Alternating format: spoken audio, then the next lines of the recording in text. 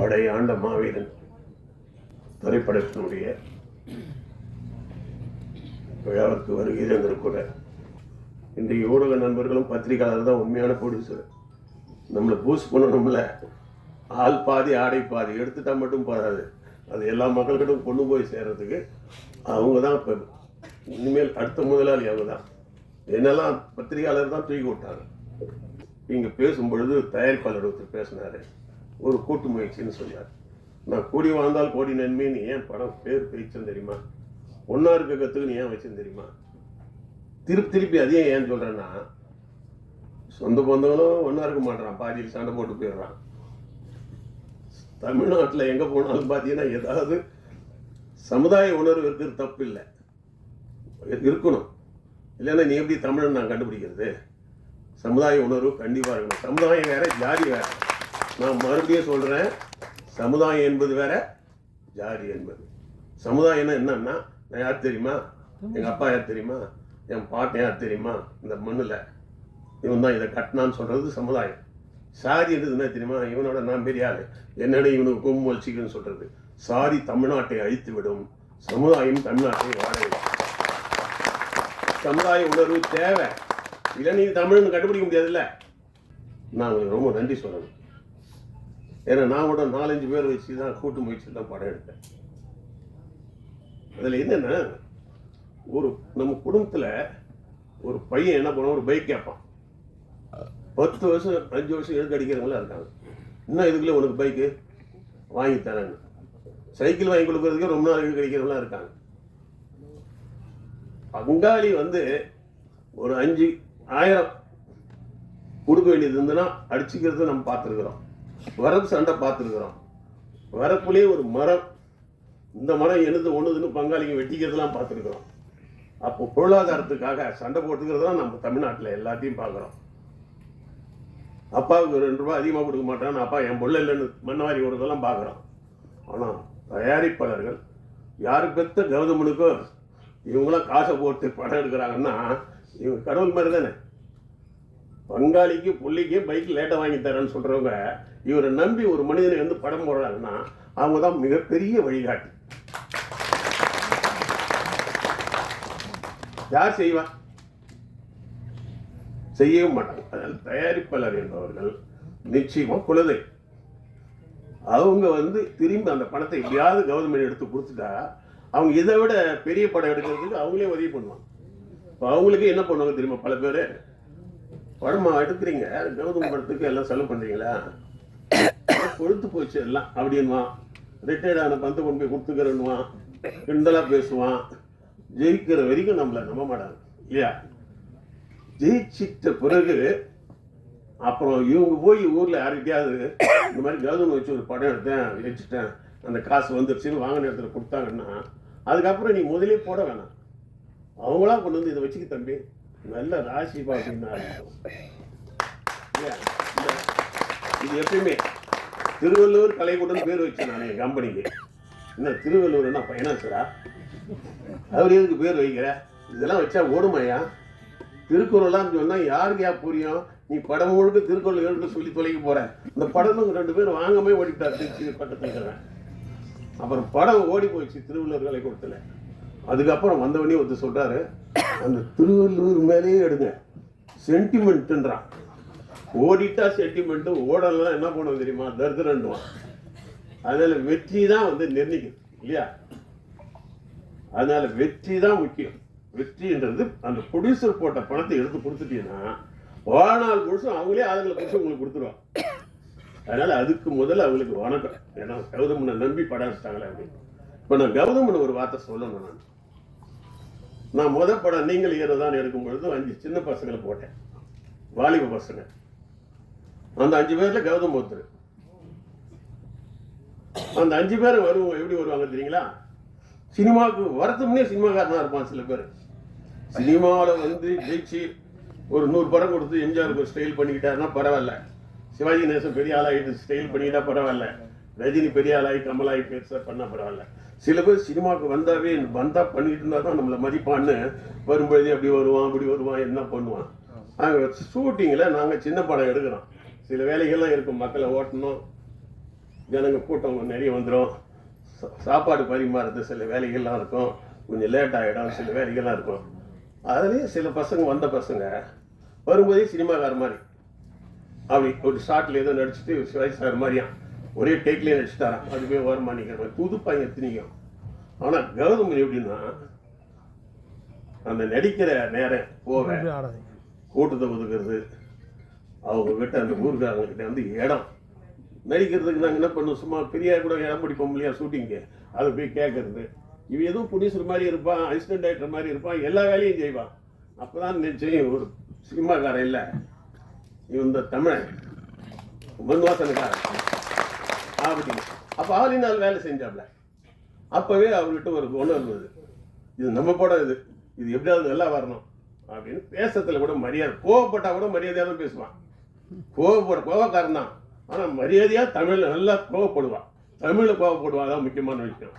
அப்படி இருந்தோம்னா அதுக்கப்புறம் தான் நம்ம சீரியல் பார்த்தேன், சந்தனக்காடு அது இது. நல்லாவே ஒரு தமிழ் உணர்வு உள்ள ஒரு அற்புதமான இளைஞன், அரசியல் பார்வை இருக்குது, அவருக்கு வந்து ஏதாவது சாதிக்கணுன்ற எண்ணம் இருக்குது. இவரை நம்பி நீங்கள் பண்ணவங்களுக்கு முதல்ல நான் நன்றி. ரெண்டாவது, தமிழ்நாட்டில் உலகம் தழுவிய பெரிய படமும் வரணும். ஒரு தோட்டம்னா ஒரு ஆலமரமும் இருக்கணும், அரச மரமும் இருக்கணும், அங்கே நெல் வயலும் இருக்கணும். எல்லாம் இருந்தால் தான் ஒரு பெரிய தோட்டம்னு சொல்ல முடியும். ஆனால் ஒன்று மட்டும், ஆலமரம் இருக்குல்ல, அதில் போய் நிழல் கிடைக்கும், அரச மரத்தில் நிழல் கிடைக்கும். ஆனால் ஜாண்டோன்னுங்கிற நெல் தான் நம்மளை உயிரை வாழ வைக்கும். ஆலமரத்தையும் அரச மரத்தையும் நம்பி வாழ முடியுமா நம்மளால? சோறு போடுமா அது? ஆனால் உங்களோடு இருக்கிற நெல் செடி இருக்குல்ல, அதில் வரக்கூடிய அரிசி தான் நம்மளை வாழ வைக்குது. அதனால் எவ்வளோ பெருசுன்றது முக்கியம் இல்லை, அது என்ன நம்ம உயிருக்கு பயன்படுதானதான். நெல், ஒரு ஜான் நெல் வந்து வாழ வைக்கிறத ஒரு ஆலமரம் அரச மரமும் செய்ய முடியாதுன்னும் போது பெரிய படங்கள் என்னைக்குமே வந்து சமுதாயத்தை மாற்றத்தை கொண்டு வந்தது இல்லை. ஒரு 16 வயதில் எடுத்துக்கா, கிரையை ட்ராலி போகிறதுக்கு கிரைன் வைக்கிறதுக்கு கூட காசு இல்லாமல் பாரதிராஜா கஷ்டப்பட்டார். அவர் ஏதோ ஒன்று இதில் கைத்தை கட்டியெல்லாம் சும்மா ட்ராவல் மாதிரி இது கிரைன் மாதிரிலாம் பண்ணாராம். ஒரு 7-8 லட்சத்தில் பண்ண ஒரு படம் இன்றைக்கும் பேசப்படுகிறது. சின்ன பட்ஜெட் படங்கள் தான் மிகப்பெரிய சாதனை. அது நான் சொல்றது ஜானோன்னு நெல். இந்த 600 கோடி 700 கோடியெல்லாம் என்னன்னா ஆலமரம் அரசு மரம் மாதிரி எனக்கா கொஞ்சம் வெயிலுக்கு போய் தங்கிக்கலாம், அவ்வளோதான். அதுக்கு மேலெல்லாம் கிடையாது. அது அதனால சின்ன பட்ஜெட்டில் நல்ல தரமான படங்கள் கொடுக்குற அந்த எதிர்பார்ப்பு இருக்கு, சமுதாயம் கொடுக்குறாங்க, இன்னைக்கும் கொடுக்குறாங்க. அந்த வகையில் கௌதமனுடைய படைப்புகள் வரவேற்கிற.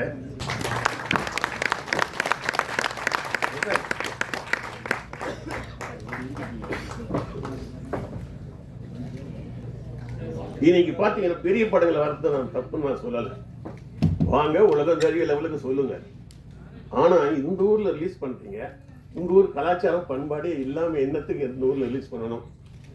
தமிழ்நாட்டு மக்களையும் அவங்களுடைய வாழ்க்கையையும் நம்மளுடைய பொருளாதாரத்தையும் அரசியலையும் சொல்லாத படம் தமிழ்நாட்டில் வரக்கூடாது. இது தமிழ்நாடு என்ன வந்துட்டு போற ஒரு விருந்தாடி இடமா அது? அப்படி இருக்கிற பட்சத்தில் இவர் பாருங்க, பேருங்களே இந்த காலத்தில் வந்து தமிழில் பேர் வர்றதே கிடையாது படங்கள்ல. இது இங்கிலீஷ் படமா எதுன்னு தெரியல. இங்கிலீஷுக்காரன் கூட இங்கிலீஷை கொஞ்சம் மாற்றி வைக்கிறான், அது எல்லாமே ஆங்கிலத்தில் வருது. இது எங்களுக்கு கன்ஃபியூஷனாக இருக்குது, இது இங்கிலீஷ் படமா ஒருவேளை உள்ளே போயிட்டு தமிழில் வர போது. ஆனால் இது மாதிரி தம்பி படையாண்டமாக நான் புடிசு கவுன்சில் இருக்கும் பொழுது துவர்காஸ் பாண்டியன் கேட்பாருங்க, என்ன திட்டம் கொண்டு வந்துட்டீங்களா? தமிழ்னு பேர் தலைப்பு வச்சு எல்லாம் கொண்டு சப்சிடியே கிடையாது. இன்னும் இன்னைக்கு இருபத்தில கோலா பண்ணி விட்டாங்க, எல்லாம் சப்சிடி கிடையாது. ஒன்று தமிழ் தலைப்பு வரணும். என்னன்னா தமிழ்நாட்டில் யார் ஒன்றாலும் யார் ஒன்றாலும் வாங்க சொல்லுங்க, வழக்கமா ஆள்றதோ சொல்லுங்க, அனுபவிக்கிறதோ எங்ககிட்ட விட்டுருங்க. நீ விருந்தாடியா இருங்க, விருந்தாடியை உள்ள படுத்துட்டு உள்ளூர்காரன் தென்னையில பட்டுக்கிற வேலை இருக்கக்கூடாது. அது வந்து அதுதான் பைத்தியக்காரத்தனம் இல்லாது. நான் ஒரு படம் எடுத்து தெரியுங்களா, வரவேட்டினா செலவுப்பட்டினால ஒரு 7-8 வீடு வச்சிருப்பாரு ஒரு பெரியவர். கவுண்டமணி சார் கொஞ்சம் ஒரு மட்டும் தான் எல்லாத்தையும் வாடகை விட்டுட்டு எவ்வளவு வாடகை கொடுக்கறது கிடையாது. இவர் கட்சியில் தெருக்கு பின்ன வெளியில் இருக்கிற திண்ணையில பட்டு கிடப்பாரு, பொன்னாடி கிட்ட கட்டுப்பிடி. அவர் ஓனர். எதுக்கு சொல்றேன்னா, இப்படித்தான் தமிழ்நாட்டில் இருக்கிறோம் நாம. தமிழ்நாட்டுக்கு அறிமுகமான ஒரு மனிதனுடைய கதை. அதில் வந்து சில கதாபாத்திரங்கள் சில கதையை வந்து காட்சியாக சொல்ல முடியாது. ஏதோ ஒரு கேரக்டர் மூலமாக அந்த கதையை நகர்த்திக்கிட்டே போகணும். அது சில டைரக்ஷன் உத்தியில் அது ஒரு விதமான உத்தி. அதை தான் அந்த மாதிரியான ஒரு கதாபாத்திரம் தான் என்னுடைய கதாபாத்திரம். பெரும்பாலும் காவல்துறை அப்படின்னா ஐபிஎஸ் அல்லது டிஜிபி, அந்த பெரிய ஐபிஎஸ் லெவலில் இருக்கிறவங்க அல்லது டிஎஸ்பி, எஸ்பி அது மாதிரி பார்ப்பாங்க. பட் கிரவுண்ட் ரியாலிட்டியில் அந்த கான்ஸ்டபிள் கேரக்டர்ஸ் வந்து நிறையா ப்ளே பண்ணோம். அதிகாரிகளுக்கும் விசுவாசமாக இருக்கணும், லோக்கல் இருக்கவங்களோடையும் ஒத்து போகணும், உளவும் பார்க்கணும், உளவும் சொல்லக்கூடாது, ரகசியமாக இருக்கணும், ரகசியத்தையும் சொல்லணும். இப்படி எல்லாத்தையுமே கட்டிக்காக்கிற ஒரு என்ன செய்கிறதுனே தெரியாமல் புலம்பிக்கிட்டு மன உளைச்சலோடையும் நோயாளியாகவும் வாழுகிற பலர் ஒரிஜினல் போலீஸுக்கு ஒரு கதாபாத்திரம் தான் என்னோட சினிமா போலீஸ். அது இந்த பக்கம் பேலன்ஸ் பண்ணணும், அந்த பக்கம் பேலன்ஸ் பண்ணணும். இந்த படத்தில் வந்து என்ன கௌதமன் வந்து எனக்கு கிட்டத்தட்ட ஒரு 25-30 வருடமாக தங்கப்ப சண்டை ஒப்பண்டலேருந்து அப்பப்போ எப்போயாவது பார்த்துக்கிறோம், பேசுவோம். திடீர்னு பார்த்தா அவர் அங்கே போராட்டம், இங்கே போராட்டம், இங்கே போராட்டம், இல்லைடா எங்கே போனாலும் போராடிட்டே இப்போ ஒரு நாள் பார்க்கும்போது 2010 ஏதோ பாப்பா வந்து ஏதோ ஒரு ஃபங்க்ஷன் அட்டன் பண்ணும்போது அந்த ஹோட்டலில் ஃபங்க்ஷனில் பார்த்தோம். அப்போ நான் ஒரு நண்பனை கேட்டேன், உனக்கு சினிமாவோட அரசியல் உனக்கு ஈடுபாடு இருக்காப்பா, உன்னால் என்ன ஐடியாவில் நீ அரசியல் போகிற? அப்போ சீமான் வரப்போகிறாரு, அது வேறு விஷயம், அதோட கம்பேர் பண்ணாங்கன்னா நான் கௌதமன்ட்ட கேட்டேன், இது சரியா? நம்ம சினிமாக்காரன்னா இதுக்குள்ள எல்லா உணர்வோடையும் பேசுகிறதும் ஒரு திரைப்படத்தோட சம்மந்தப்படுறதும் அதன் மூலமாக மக்கள்கிட்ட அறிமுகமாகிறதுங்கிறது வேற. ஆனால் அரசியல் கட்சியாக போகும்போது, அரசியல் கட்சி தலைவராக போகும்போது, அதுவும் வேற ஒரு அமைப்பில் தலைவருக்கு கீழே வேலை செய்கிறது வேற. நீயே தலைவனாகி உன்னை இயக்கி உனக்கு பின்னாடி ஒரு இளைஞர் கூட்டம் வருது அல்லது பல பொதுமக்கள் வர்றாங்கன்னு இயக்கிறது ஒன்று. இது எப்படி உன்னால் கட்டமைக்க முடியுது அப்படின்னு இல்லை ஒரு முயற்சி பண்ணுறேன் அப்படின்னு. இன்னமும் வந்து ஏதாவது ஒரு சீன் சொல்லும்போது பார்த்தீங்கன்னா அவர் பொல்யூட் ஆகலை அப்படிங்கிறத நான் நம்புறதை எப்படி நம்புறேன்னா, ஏதாவது ஒரு சீன் நல்லா சொன்னார்னா அவர் கையெல்லாம் அப்படி புல்லரிக்கும். அந்த எமோஷன்லேருந்து இன்னமும் அவர் முடுபடலை. பெரும்பாலும் ஒரு அரசியல் அதிகாரம் சார்ந்து உள்ளே போகும்போது ஆட்டோமேட்டிக்காக நம்மளுடைய அந்த உணர்வு தன்மையெல்லாம் குறைஞ்சி ரொம்ப பேலன்ஸ் ஆகி எது நடந்தாலும் வேடிக்கை பார்க்குற மனநிலைக்கு வந்து இதை எப்படி கையாளுறதுன்ற ஒரு சூழ்ச்சி அல்லது அதுதான் சரி அப்படிங்கிற ஒரு கட்டம் தான் அரசியல் அப்படின்னு தான் நான் புரிஞ்சு வச்சுருக்கேன். அதுக்குள்ளே ஒரு எப்படி பொருந்துறாருங்கிறது ஒரு கேள்வியாக இருக்கும்போது இந்த படத்தில் திரும்பவும் பொங்கி அப்போ பொங்காத, இதை இப்படி பண்ணலாம் அப்படி பண்ணலான்னு பேசி வெறும் போராட்டத்துக்கு அப்புறம் இப்போ ப்ரொடியூசர் பேசும்போது தான் தெரியும், சார் ரொம்ப மெச்சூர்டாக பேசுனீங்க சார், ரொம்ப நல்ல அருமையான ஸ்பீச், ரொம்ப மோட்டிவேட்டடாக இருந்தது. ஒரு 1000 பேர் ஃபன் பண்ணுறீங்கிறது சினிமாவுக்கு எதிர்காலத்தில் தயாரிப்பாளர் சிவசி திருப்பாண்டியன் சார், வி சேகர் சார்லாம் இந்த சினிமாவில் வந்து பழம்பெரும் தயாரிப்பாளர்கள் பணம் காசு எப்படி பெரட்டுறதுன்றது ஒரு சாதாரண இல்லை. ஒரு ஷூட்டிங் முடித்து அந்த படமோட ஆடியோ ரிலீஸ், ட்ரெய்லர் ரிலீஸ் வந்து தேட்டருக்கு போகிறதுங்கிறது இன்றைய சூழ்நிலை மிகப்பெரிய சவால். அது பொருளாதார ரீதியாக பல்வேறு சிக்கல்கள் இருக்குது. ஊடகங்களில் வந்து தேட்டர் ரிலீஸ் ஆகி இப்போ வெளியில் வர்றதுக்கு முன்னாடியே படங்களில் வந்து இந்த படம் அது இது அப்படி இப்படின்னு போகும்போது அதையும் தாண்டி சில படங்களை வந்து மக்கள் எதை விரும்பி பார்த்து காப்பாற்றுறாங்க. இந்த படம் அந்த மாதிரி ஒரு எமோஷனலான ஒரு அப்ரோச் உள்ள ஒரு படம். அதில் ஒரு நல்ல கதாபாத்திரம் கொடுத்ததுக்காக கௌதமனுக்கு என்னோட நன்றி. கௌதமனுடைய புதல்வர் எங்கே இருக்காரு? ஐயா, நான் மாயாண்டி குடும்பத்தோடு ஒரு 10 வருஷம் முன்னாடி ஒரு படம் நடிச்சேங்க. அதில் எங்கள் அக்கா மையன் ஒருத்தன் வந்து படிக்க போவான்.